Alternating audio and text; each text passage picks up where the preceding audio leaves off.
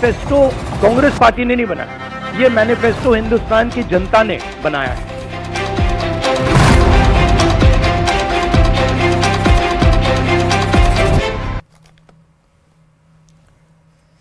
नमस्कार, बहुत स्वागत आपका। संकल्प पत्र वर्सेस न्याय पत्र यानी कि महासंग्राम में 2024 के, क्योंकि बीजेपी ने लोकसभा चुनाव के लिए अपना चुनावी घोषणा पत्र जारी कर दिया है।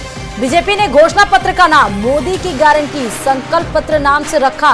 जो चर्चा थी उसी पर आज स्टैंपिंग की गई, जिसमें बीजेपी ने जनता से कई वादे किए हैं। बात यूसीसी से निकलकर एक देश एक चुनाव तक पहुंच गई है। बीजेपी ने अपने संकल्प पत्र में मोदी की 24 गारंटियां दी हैं, और जबकि कांग्रेस ने 10 न्याय के मुद्दों पर बात की थी। वहीं सियासी हलकों में अब दोनों के घोषणा पत्र पर चर्चा हो रही है। इसी पर इस बड़ी डिबेट में हम करेंगे चर्चा।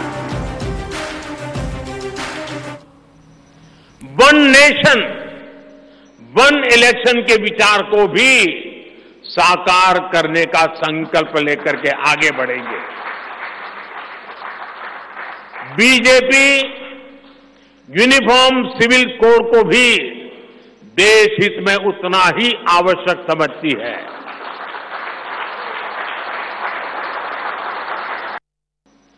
वन नेशन वन इलेक्शन के विचार को भी साकार करने का संकल्प लेकर के आगे बढ़ेंगे। बीजेपी यूनिफॉर्म सिविल कोड को भी देश हित में उतना ही आवश्यक समझती है। तो एक वादा करने की बात कह रहा है, दूसरा कह रहा है न्याय दिलाने की बात। अब जनता किस पर करे विश्वास, ये सबसे अहम मुद्दा है, क्योंकि जनता सर्वोपरि है इस लोकतंत्र में, और जनता जिसको चुनकर लाती है सत्ता उसी के सर पर सजती है। आज इसी बड़ी बहस में हम बात करेंगे कि न्याय पत्र पर जनता भरोसा जताएगी या फिर गारंटी पत्र पर। हमारे साथ दो गेस्ट इस समय मेहमान के तौर पर जुड़े हुए हैं इस बड़ी डिबेट में बहस करने के लिए। स्वर्णिम चतुर्वेदी जो कि प्रवक्ता है पीसीसी के, बहुत स्वागत है आपका। आशुतोष रावत राजनीतिक विश्लेषक के तौर पर इस बार हमारे साथ जुड़े हुए हैं। सबसे पहले मैं स्वर्णिम चतुर्वेदी आपके पास आती हूँ। भरसक सुना होगा आपने बीजेपी का घोषणा पत्र, पीएम की गारंटी की बात कही जा रही है और विकसित भारत 2047 की बात कही जा रही है। वन नेशन वन इलेक्शन और यूसीसी का जिक्र तो है, लेकिन सबसे बड़ी बात इसमें कही गई, जिनको कोई पूछता नहीं था उसको अब पूजा जाता है। इससे क्या तंज कसना चाह रहे थे, आज क्या बताना चाह रहे थे पीएम? स्वर्णिम जी। देखिए श्रुति जी, सबसे बड़ी बात है कि भारतीय जनता पार्टी का हमने आज देखा मोदी जी की गारंटी के नाम से जो उन्होंने घोषणा पत्र 10 दिन में बनाया है, चुनावों से 4 दिन पहले जो उन्होंने जारी किया आनंद फानन में, उसमें पहले का अगर घोषणा पत्र देखें तो उसमें कभी कहा गया था, इनका जब प्रधानमंत्री नहीं बने थे, चुनाव लड़ रहे थे, कि स्वामीनाथन आयोग की जो है सिफारिशें लागू करते हुए 1.5 गुना एमएसपी देते हुए किसानों को 1.5 गुना उनकी लागत का देकर के एमएसपी देंगे। वो आज इस संकल्प पत्र से गायब है। आज से संकल्प पत्र में इतना सी कहा गया कि हम जो है अब एमएसपी को समय समय पर बढ़ाएंगे। हमने यहाँ पे हमारे न्याय पत्र में, जो कि मोदी जी से त्रस्त है किसान, हमने वादा किया है कि किसानों को जो है जो स्वामीनाथन आयोग की रिपोर्ट में फॉर्मूला है उसके अनुसार एमएसपी देंगे, और वो भी कानूनी गारंटी बना करके देंगे। लेकिन मोदी जी की गारंटी से आज ये नदारत है। तो पुरानी गारंटी इनकी फेल हुई, नई गारंटी कोई है नहीं। 47 का आपने कहा कि बेंचमार्क उन्होंने बनाया है। पहले 2036 तक वो विकसित भारत बनाने वाले थे, 2036 तक का लक्ष्य लेके चलते थे। जब कुछ भी नहीं हुआ, किसानों की आय 2022 में दोगुनी नहीं हुई और इसी तरह बाकी वादे पूरे नहीं हुए, तो आ गए 2047 तक वो अब जाने की बात कर रहे हैं। दूसरी, हमने कहा कि भाई युवाओं के नौकरियों की बात थी, रोजगार की बात थी। हमने न्याय पत्र में कहा, चूंकि केंद्र सरकार ने नौकरियां नहीं दी, 10 लाख से अधिक पद तो केंद्र सरकार के उपक्रमों में, विभागों में खाली पड़े। हमने कहा 30 लाख तो नौकरियां देंगे और ये सारे पद भरे जाएंगे। हमने ये वादा किया प्रधानमंत्री जी के न्याय पत्र में, गारंटी में ये गारंटी है कि ये पद नहीं भरे जाएंगे। कोई जिक्र नहीं है इस चीज का, कोई युवाओं को प्रोत्साहन देने की बात नहीं। हम तो ये तक कहते हैं कि हमारे युवा जो शिक्षित होगा, स्नातक कर लेगा, 1 लाख रुपए उसको वर्ष का हम देंगे, अप्रेंटिसशिप के तहत रखेंगे, यानी कि उसकी पहली नौकरी पक्की होगी। लेकिन भारतीय जनता पार्टी इस पर कुछ भी नहीं कहती। अब आश्चर्य की बात है कि श्रमिकों के लिए जब हमने कहा कि मिनिमम जो कहना चाहिए, उनकी जो न्यूनतम मजदूरी है 400 रुपए होनी चाहिए, बीजेपी कहती है कि हम न्यूनतम मजदूरी क्या हो इसकी हम समीक्षा करेंगे, मैं क्या होगी ये नहीं बताते हैं। महिलाओं के लिए आपने वादा किया अपने इसमें कि हम जो आरक्षण है, महिला आरक्षण है, उसको लागू करेंगे। देखिए बड़ा आश्चर्य की बात और हास्यास्पद है कि जो सरकार पीठ थपथपा रही है अपनी कि हमने महिला आरक्षण बिल पारित कर दिया, हमारे ही सपोर्ट से किया, कांग्रेस ने समर्थन दिया, सारे दलों ने दिया, लेकिन आज वो अपने संकल्प पत्र में ये कह रहे हैं कि अब मोदी की गारंटी है कि हम इसको लागू करेंगे। अरे भाई, जो बिल बन जाता है वो लागू नहीं होता, जबकि हमने वादा किया है समस्त भर्तियों में 50% महिलाओं के लिए पद आरक्षित होंगे, ये हमने कहा है। तो ये सारी चीजें आप वादा करते हैं कि साहब अब जो पीएम रोशनी सूर्य योजना के साथ जो जुड़ेगा मुफ्त बिजली मिलेगी। अरे राजस्थान में तो हम 200 यूनिट बिजली वैसे ही मुफ्त दे रहे थे, 80% घरों की बिजली का बिल 0 आ रहा था। आयुष्मान औषधि केंद्र बढ़ाने की बात करते हैं, लेकिन सबसे बड़ा जो दुखद बात है वो यह है कि जब हम कहते हैं, और राजस्थान में हमने करके दिखाया कि 25 लाख रुपए तक का सभी को इलाज निःशुल्क मिलेगा, और राजस्थान में हम दे रहे थे। आज भी प्रधानमंत्री कहते हैं चुनिंदा एक वर्ग को। लेकिन स्वर्णिम जी, मैं आपसे बात पूछना चाहती हूँ, कई वादे किए गए थे विधानसभा के समय भी, कई गारंटियां की गई थी, लेकिन उस समय हश्र किया हुआ था, और इस समय आप जो वादे कर रहे हैं ऑलमोस्ट, आपने न्याय पे बात की, उन्होंने ज्ञान पे बात की, चारों सेगमेंट के सोसाइटी की जो समाज के 4 जो पिलर्स हैं उस पर बीजेपी ने भी बात की, उसी पे आपने भी बात की। देखिए हमने गारंटी लागू की थी, इसलिए हश्र नहीं हुआ हमारा। हम 20 सीटें तो 300 से 900 वोट से आ रहे हैं। प्रधानमंत्री जी ने झूठे वादे किए थे ना, अब वो वादा याद दिलाता हूं। हरियाणा से सस्ता या हरियाणा के बराबर कीमत पर पेट्रोल डीजल राजस्थान में मिलेगा, आप बता दीजिए, किसी से भी कहलवा दिए कहीं मिला हो तो। उन्होंने वादा किया था कि ये सारी योजनाएं जो गहलोत सरकार की बंद नहीं करेंगे, हुई क्या? वादा किया था 19,000 किसानों को, जो कि केंद्रीय बैंकों ने, आश्चर्य करिए, प्रधानमंत्री जी के अमित शाह जो हैं गृह मंत्री और सहकारिता मंत्री, उनके बैंकों ने जो 19,000 किसानों की जमीनें कुर्की, उनको कंपनसेट करेंगे, दिया क्या? नहीं हुआ। ये सब वादे कोरे झूठे साबित हुए। क्या किसानों की आय दुगनी हुई? नहीं हुई। क्या 1.5 गुना लागत की 1.5 गुना एमएसपी मिल रही है? नहीं मिल रही। हाँ, लागत 2 गुनी हो गई। हमने वादा किया कि जीएसटी नहीं लगेगा किसानों के किसी भी उपक्रम पर या कि खेती करने वाली किसी भी चीज पर, लेकिन प्रधानमंत्री जी नहीं कहते, और आज खुद स्वीकार कर रहे हैं इसमें कि हम छोटे उद्यमियों के लिए जीएसटी का सरलीकरण करेंगे। मतलब आपने जो जीएसटी लागू की वो बहुत कठिन और ऐसी थी जिससे छोटे और मझोले उद्योग इनको नुकसान हुआ, ये स्वीकार किया आपने। तो ये सारी चीजें सामने आई हैं। प्रधानमंत्री जी की गारंटियां जो 2022 में पूर्ण होनी थी, या पहले जो देते थे 2037 तक हम देश को विकसित भारत बनाएंगे, अब 2047 तक आ गए, 36 से 47 तक आ गए हैं। तो ये तो सबके सामने आ ही चुका। महिलाओं का आपने कुछ लेकिन मैं कुछ पॉइंट्स रखना चाह रही हूं जो कि हम ग्राफिक्स के जरिए दिखा भी रहे हैं। आपने कहा 1 लाख महिलाओं को रुपए देंगे, कहां से देंगे? ये सोर्सेज भी तो देखने चाहिए। दूसरी बात, ये फ्री बिजली की बात उन्होंने की, आयुष्मान भारत को और दायरा बढ़ाने की बात की, आपने कहा कि रिजर्वेशन आप आरक्षण हटाएंगे, रिजर्वेशन आप उसमें अलॉटमेंट्स देंगे। इसमें तमाम बातें बीजेपी के द्वारा भी की गई। आपने कहा युवाओं के लिए आप 30 लाख नौकरी देंगे। बीजेपी ने कहा कि भ्रष्टाचार मुक्त कराएंगे। पेपर लीक का मसला अभी भी थमा नहीं है, और बीजेपी आने के बाद एसआईटी गठित की गई और उसमें तमाम एक्शंस भी हुए। तो बीजेपी जो वादे किए थे, आने के बाद सरकार उस पर इम्प्लीमेंटेशन भी हो रहा है। स्वर्णिम जी। श्रुति जी, मैं आपको थोड़ा सा मैं आपको ये करेक्ट कर देता हूँ। आपने मतलब ये 2-3 बातें कही आपने, जैसे आपने पेपर लीक की बात कही। हमने कहा था कि राष्ट्रव्यापी समस्या है, इस पे देश पे कानून बनना चाहिए, हमने तो बना दिया। और हमारी बात ना मानते हुए भारतीय जनता पार्टी ने मुद्दा बना, हुआ क्या? 55 लाख लोगों ने जो उत्तर प्रदेश में परीक्षा दी वो रद्द करनी पड़ी। ये उत्तर प्रदेश भाजपा की ही सरकार है। दूसरी चीज आप कह रहे हैं कि वादों का इंप्लीमेंटेशन कहां हुआ? वादों का इंप्लीमेंटेशन कौन से? आपने एसआईटी गठित की, आपने आरोप लगाए, और वो 2 दिन में पता काउंटर देने के लिए गौतम कुमार दत्त जी हमारे साथ सहकारिता राज्य मंत्री मेहमान के तौर पर जुड़ गए हैं। बहुत बहुत स्वागत है। और हमारे साथ लगातार जुड़े हुए आशुतोष जी। मैं आती हूँ गौतम दत्त जी आपके पास, लेकिन आशुतोष जी, आज जो बीजेपी की घोषणा पत्र आई है उसको आप कैसे देख रहे हैं? कांग्रेस की घोषणा पत्र में भी तमाम वादे किए गए और बीजेपी के घोषणा पत्र में भी तमाम वादे किए, बात अलग है। उधर संकल्प पत्र है, उधर न्याय पत्र है। देखिए श्रुति जी, सबसे पहली चीज जो अंतर मुझे नजर आया कि भारतीय जनता पार्टी का जो घोषणा पत्र था वो भारतीय जनता पार्टी के घोषणा पत्र से ज्यादा मोदी की गारंटी पर फोकस करने वाला स्टेटमेंट था।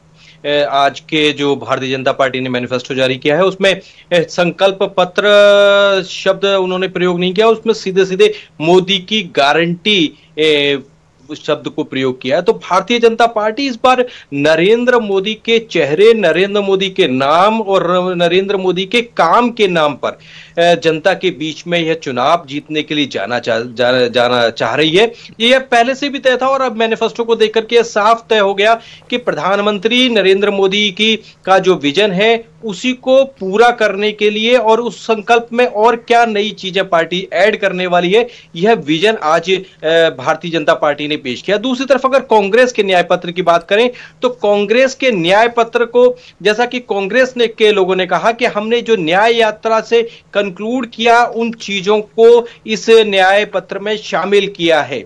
तो एक तरफ एक ऐसा न्याय पत्र है जो जनता की मांग, जो जनता की डिमांड है उनको रखना चाहता है, दूसरी तरफ एक ऐसा मैनिफेस्टो है कि वो जो अभी सरकार सत्ता में है वो सरकार अगले 5 साल में, और अगले 5 साल छोड़िए 2047 तक का किस तरह का विजन देना चाहती है, इस बात की अपनी पुष्टि करती हुई भारतीय जनता पार्टी दिखाई देती है। भारतीय जनता पार्टी ने इस चुनाव के मैनिफेस्टो में कोई बहुत ज्यादा लुभावनी घोषणाएं नहीं की है, कोई बहुत ज्यादा ऐसा चीजें, लुब्रिकेट चीजें यूज नहीं की है जो वोटर को अट्रैक्ट करे। उन्होंने अपना एक विजन रखने की कोशिश की है कि जिस तरीके से पिछले 10 साल से केंद्र की सरकार चल रही है उसी विजन को अगले 5 साल और पार्टी कैसे आगे बढ़ाएगी, उसके इतर पिछले 10 साल से विपक्ष में रही कांग्रेस इस बार ज्यादा मुद्दों पर आधारित चुनाव लड़ने में उत्सुक दिखाई दे रही है। इस बार कांग्रेस लग रहा है कि वो चाहती है कि ज्यादा से ज्यादा मुद्दों पर बात हो, पार्टी और नेताओं पर चर्चा कम हो। ठीक है स्वर्णिम जी, बात तो सही है, पार्टी ने एक विजन रखा है 2047 तक, और सबसे बड़ी बात प्रधानमंत्री नरेंद्र मोदी की गारंटी का वादा किया जा रहा है बीजेपी की तरफ से। कांग्रेस की तरफ से वादा क्या किया जा रहा है? उन्होंने बताया कि गरीबों को पक्का मकान मिलेगा, उज्ज्वला योजना भारत, आयुष्मान भारत, सारी चीजों का जिक्र किया जो वो कर रहे हैं। यूसीसी सीए लागू करने की बात, 1 नेशन 1 इलेक्शन की बात, ये तमाम ऐसे वादे जिसको पूरा करने की बात कही है। और पिछले 10 साल में जो मैनिफेस्टो में वादे किए गए थे 370 जैसे जिक्र का, उसको इंप्लीमेंट किया भी है बीजेपी ने, उस विजन को आज रखा गया है। स्वर्णिम जी देखिए श्रुति जी, भारतीय जनता पार्टी के लिए और उनके नेताओं के लिए एक इंस्ट्रक्शन है कि सिर्फ मोदी जी का नाम लेना है। मोदी जी के लिए अब इतना ऑब्सेशन हो गया कि उनको आज जो उनका घोषणा पत्र है वो भी मोदी जी की गारंटी के नाम से उन्होंने जारी किया। मोदी जी की गारंटी में 2 करोड़ रोजगार प्रति वर्ष कहाँ है? आप पूछेंगे कि जो भ्रष्टाचार का पैसा वो लाने वाले थे, मुझे ये लगता है स्वर्णिम जी कि कांग्रेस में कोई ऑब्सेशन नहीं है, इसलिए कांग्रेस थोड़ा पीछे जा रही है। कांग्रेस में भी अगर थोड़ा सा ऑब्सेशन आता अगर, तो मुझे लगता है कि इतना इंडिया गठबंधन करने की जरूरत नहीं होती इतनी पुरानी पार्टी को। देखिए श्रुति जी, गठबंधन जो होता है वो तो हमेशा से चलते रहे। अगर आजादी के पहले देखें, बाद में देखें और भारतीय जनता पार्टी के देखें, भारतीय जनता पार्टी की तो ऐसी स्थिति थी एक बार कि इनके सारे नेताओं ने लोकदल के टिकट पर चुनाव लड़ा था। मैं अब उस बात पे कहां जाएंगे, लेकिन सबसे बड़ी बात यह है कि आज प्रधानमंत्री जी के किसानों की आय दोगुनी करने का वादा पूछ लीजिए।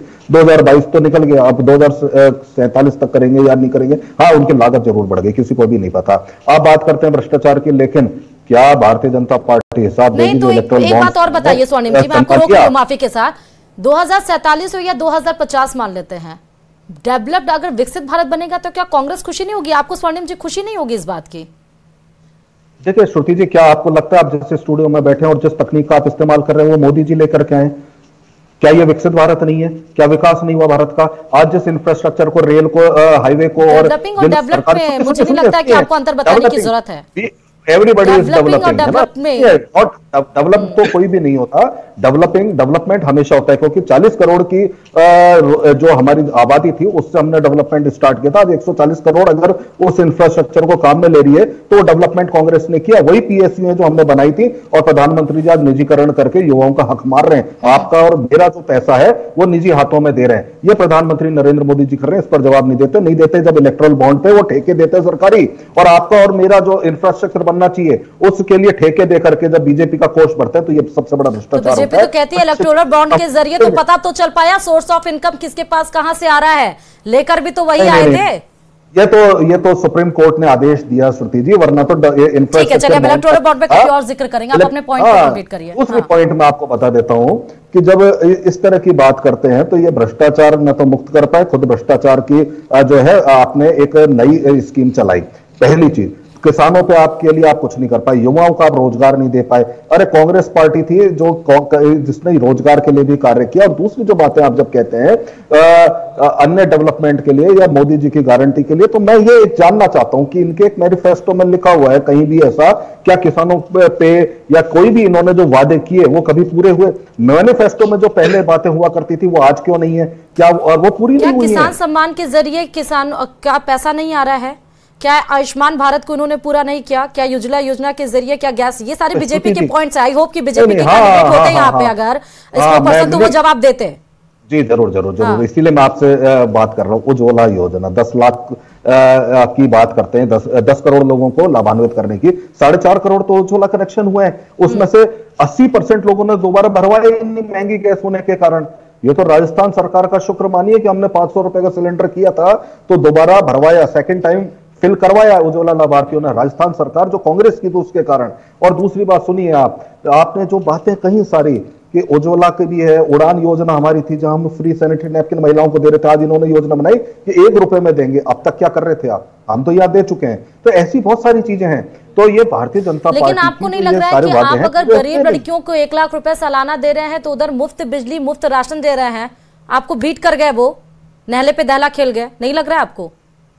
श्रुति जी, हमने 2013 में फूड सिक्योरिटी एक्ट लागू किया था कि जो भी गरीब होगा और अफोर्ड नहीं कर सकता होगा तो सरकार की जिम्मेदारी है कोई भूखा ना सोए, इसलिए हमने ये बनाया था। ये हमारी गारंटी थी जो लागू है और इसका लाभ उठा रहे हैं। आज प्रधानमंत्री जी को आप ये बताइए, क्या मनरेगा के तहत जिसका मजाक उड़ाते थे, जब इस योजना का फूड सिक्योरिटी एक्ट का मजाक उड़ाते थे, भारतीय जनता पार्टी विरोध कर रही थी, आज दे रहे हैं ना, आज इसी को कह रहे हैं ना कि हम 80 करोड़ गरीब लोग जो हैं, 140 करोड़ में से 80 करोड़ गरीब, उनको मुफ्त राशन दे रहे हैं। क्योंकि देना पड़ेगा, ये कानून है, ये देना ही पड़ेगा किसी की भी सरकार हो, क्योंकि हमने कानून बना दिया।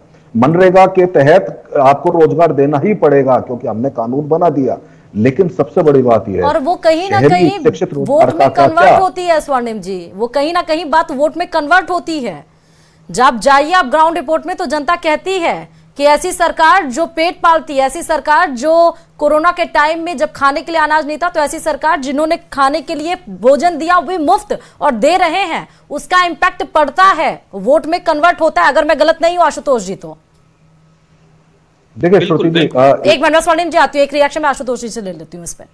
बिल्कुल श्रुति जी, देखिए एक चीज यहाँ हमको साफ साफ समझनी पड़ेगी कि कांग्रेस का आप न्याय पत्र देखें या भारतीय जनता पार्टी का मैनिफेस्टो देखें, उन दोनों में एक बड़ा अंतर आपको ये दिखेगा कि एक आम नागरिक के लिए, एक आम कॉमन मैन के लिए जो भारतीय जनता पार्टी का घोषणा पत्र है वो पॉइंट वाइज इतनी अच्छी तरह लिबरेट किया हुआ है कि अगर उसमें किसान को देखना है कि मेरे लिए क्या होने वाला है तो उसमें दिखता है। अब ये भारतीय जनता पार्टी और कांग्रेस के लिए एक अलग डिबेट का इशू हो सकता है कि हम किसानों के लिए क्या करना चाहते हैं और भारतीय जनता पार्टी क्या करना चाहती है, या हमने क्या किया और पार्टी ने क्या किया। लेकिन अगर इस घोषणा पत्र की केवल डिजाइनिंग और ड्राफ्टिंग और इश्यूज की बात करें तो यहां पर भारतीय जनता पार्टी ने पॉइंट वाइज ज्यादा अच्छे से जनता को बीच में यह अपनी जो मंशा है उसको जाहिर किया है, किस तरह से हम रोड मैप लेकर के चलेंगे। और दूसरी चीज, एक अलग तरह का विश्वास नरेंद्र मोदी की सरकार के साथ में, देश की जन भावनाओं के साथ में जुड़ा हुआ है। यहां यह भी हमको याद रखना पड़ेगा कि यहां स्वीकारता भारतीय जनता पार्टी से ज्यादा नरेंद्र मोदी की सरकार की है। तो नरेंद्र मोदी की सरकार ने जो पिछले 10 साल में जिस तरह की चीजें डिलीवर की हैं और उनमें आगे वो क्या डिलीवर करना चाहते हैं, ये एक अलग तरह का कॉन्फिडेंस वो लोगों को करा पाने में सक्षम होते हैं। और वहीं दूसरी तरफ जब जब कांग्रेस मुद्दों की बात करती है तब तब उसके पीछे उसका अतीत खड़ा हुआ रहता है। अगर एमएसपी की बात करें या युवाओं के लिए रोजगार की बात करें या हर घर से नल जल की बात करें तो आखिरकार यह सवाल उठते हैं जिनके जवाब कांग्रेस के लोगों को देने पड़ेंगे कि आपने 70 साल में इनमें से कितनी चीजें डिलीवर की जो आज आखिरकार अब आप डिलीवर करने की बातें कर रहे हो। या फिर दूसरी चीज, अगर आप इंडिया अलायंस क्या अकेले कांग्रेस के बूते सरकार में आ सकते सकता है, और अगर नहीं इंडिया अलायंस अगर सबसे बड़ा गठबंधन बन भी सकता है तो क्या कांग्रेस ही उसमें इतना प्रभावशाली भूमिका अदा करेगी कि उसका न्याय पत्र, उनका एक common minimum agenda program set करने में सबसे बड़ी भूमिका अदा करेगा? जनता के बीच में यह सवाल भी है, इनके जवाब भी कांग्रेस के नेताओं को देने पड़ेंगे। ठीक है स्वर्णिम जी, और इसके साथ साथ बड़ी बात यह कही गई है, यूसीसी और सीए पे तो आप बोल ही नहीं रहे हैं, और ना ही वन नेशन वन इलेक्शन पे आप बोल रहे हैं। नहीं, वन नेशन वन इलेक्शन पे प्रधानमंत्री जी बोल रहे हैं ना, कब करा रहे हैं? कोई अगर संभव हो तो बता दें, बोलने से क्या होता है। सीए की भी आप बात कर लेते हैं, आप यूसीसी की भी बात कर लेते हो। अभी वहां पे एक स्टेट में लागू किया है, उस स्टेट में मुझे तो नहीं पता कि उस यूसीसी से ट्राइबल्स बाहर हैं, एससी बाहर है, एसटी बाहर है, सारे लोग बाहर हैं। हाँ, एक उसमें जरूर इतनी सी बात जरूर है कि कोई लिव इन में रहेगा तो शायद पुलिस को बतानी पड़ेगी, और नहीं तो कोई चीज आई नहीं है। आप बता दीजिए किस पर लागू हुआ? क्या यूसीसी पे प्रधानमंत्री जी से या भारतीय जनता पार्टी के अगर नेता जुड़ जाएं तो उनसे एक बयान दिलवा दीजिए राजस्थान में लागू करके, क्या जो ट्राइबल्स के लिए हम अलग से कानून है, क्या वो अपनी पंचायत बिठा करके जो फैसले लेते हैं क्या वो सब उसको एबॉलिश कर देंगे? एक बार पूछ लीजिए। तो जब वो कहेंगे और लागू ड्राफ्ट बना लेंगे तो फिर इस पर हम नहीं, देश ही चर्चा कर देगा पूरी। तो अभी तक तो जो है लागू किए इन्होंने, जहां भारतीय जनता पार्टी सरकार ने, तो पूरे समाज को तो उससे बाहर कर दिया। ना रिजर्वेशन की बात होती है, ना सभी समाजों की बात होती है, सबको अलग अलग आपने जो है छूट दे रखी है। तो एक सिर्फ इसके लिए कि लिव इन वालों के जानकारी पुलिस तक पहुंचे, इसके लिए यूसीसी अगर बनाते हैं तो बना दे, कोई फर्क नहीं पड़ेगा। कोई पता नहीं जनता क्या कहेगी, लेकिन हाँ इतना तय है कि हमारा जो न्याय पत्र है वो जनता ने खत्म करने को लेकर रिजर्वेशन पे इतना फोकस क्यों कर रहा है? और इसी बात को लेकर बीजेपी ने आपको मुस्लिम लीग 1947 की बात याद दिला दी थी, उन्होंने कह दिया था, उन्होंने कंपैरिजन कर दिया था। इतना फोकस उस पर क्यों किया जा रहा है, मुझे ये बात नहीं समझ में। दूसरी बात ये, आप कह रहे हैं गवर्नमेंट अगर, तभी तो इसको मोदी की गारंटी का नाम दिया गया। Swarnim ji, you not getting the point. आज का जो संकल्प पत्र है वो मोदी की गारंटी की जिक्र की गई है। मोदी की गारंटी मतलब हर बात की गारंटी, इस बात का जिक्र किया गया। अगर वो यूसीसी, सीए और वन नेशन वन इलेक्शन की बात कर रहे हैं और 400 आंकड़े की बात कर रहे हैं, तो इसका मतलब आप समझ रहे हैं स्वर्णिम जी?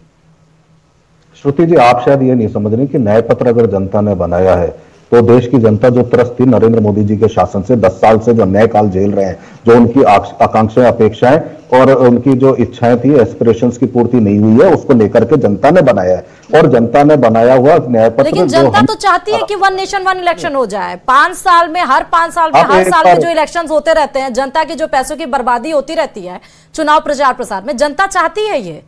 और इस बात को ही समझकर मुझे लगता है घोषणा पत्र में इसको इंक्लूड किया गया है। देखिए श्रुति जी, वन नेशन वन इलेक्शन एक प्रशासनिक निर्णय होता है, यह कोई चुनावी मुद्दा नहीं होता। चुनावी मुद्दा है कि नरेंद्र मोदी जी ने महंगाई का बोझ जनता पर डाला। चुनावी मुद्दा है कि मोदी जी की गलत आर्थिक नीतियों ने बेरोजगारी बढ़ाई, सर्वाधिक बेरोजगारी दर है। ठीक है, एक लास्ट रिएक्शन, मैं लास्ट रिएक्शन ले रही हूँ आपसे स्वर्णिम जी। आपको लग रहा है कि आपका जो गारंटी पत्र है, आपने जो न्याय पत्र दिया है, उसका इन्फ्लुएंस, उसका प्रभाव आपको दिखाएगा इस बार चुनाव में वोट के? जनता ने न्याय पत्र दिया है, जनता अपने न्याय पत्र को वोट देगी। और थोपा हुआ जो भारतीय जनता पार्टी का जो गारंटी पत्र है वो मोदी जी की गारंटी। ठीक है, एक छोटा सा रिएक्शन मैं आशुतोष जी से लेती हूँ। संकल्प की बात की जा रही है और यहां तो सबको ही इनजस्टिस में खड़ा कर दिया गया है आशुतोष जी। मतलब कोई किसी को न्याय नहीं मिल रहा है, न्याय की बात की जा रही है। देखिए श्रुति जी, न्याय पत्र और मोदी की गारंटी में से जनता किसको चुनेगी यह तो 4 तारीख को पता चलेगा। लेकिन सबसे बड़ा सवाल यह है कि क्या कांग्रेस अपने न्याय पत्र को हर एक मतदाता तक पहुंचा पाएगी? मुझे तो यही एक अपने आप में सबसे बड़ा सवाल लगता है कि कांग्रेस का जिस तरह का स्ट्रक्चर है, क्या वो अपने मैनिफेस्टो को जनता हर एक कॉमन वोटर तक पहुंचा पाए? तो शायद मोदी की आशुतोष जी मैं आपके पास आऊंगी, लेकिन कैलाश वर्मा जी बीजेपी से हमारे साथ जुड़ गए हैं, उनसे हम बात कर लेते हैं। आज बीजेपी ने घोषणा पत्र में तमाम जिक्र किया। आपको लग रहा है कि ये जो मोदी की गारंटी की घोषणा पत्र, जो संकल्प पत्र का वादा किया गया है, वो 400 का आंकड़ा आपको दिला पाएगा? कैलाश जी जी नमस्कार, आज का आप सबका हार्दिक स्वागत है। जो भारतीय जनता पार्टी का मैनिफेस्टो है वो गांव गरीब किसान की आवाज बनके इस हिंदुस्तान की एक राजनीति के अंदर 140 करोड़ देशवासियों के अंदर एक आमूलचूल परिवर्तन करके निकलेगा, जिसमें कहीं ना कहीं 5 वर्षों तक मुफ्त राशन 80 करोड़ लोगों को, 4 करोड़ गरीब परिवारों को पक्का घर दिया जाएगा। पीएम आवास योजना का विस्तार, उज्ज्वला, नारी शक्ति वंदन, पेपर लीक जैसे तमाम इतने महत्वपूर्ण मुद्दे हैं जो कहीं ना कहीं गांव गरीब किसान की आवाज बनेंगे। और इसी के तहत हम कह सकते हैं कि बहुत बहुत शुक्रिया आप सभी मेहमानों का हमारे साथ जुड़ने के लिए। लेकिन बड़ी बात है, क्योंकि जनता ही जनार्दन है, अब मोदी की गारंटी पर भरोसा जता रही है, संकल्प पत्र पर या फिर न्याय पत्र पर, ये तो जनता ही 4 जून को बता पाएगी। लेकिन दिलचस्प इस बार मैनिफेस्टो में तमाम वादे किए गए, लुभाने के लिए या फिर वादे पूरे करने के लिए, ये तो वक्त बताएगा। अभी दीजिए इजाजत, और खबरों के लिए देखते रहिए न्यूज़ 18 राजस्थान। कांग्रेस पार्टी ने नहीं बनाया, ये मैनिफेस्टो हिंदुस्तान की जनता ने बनाया है।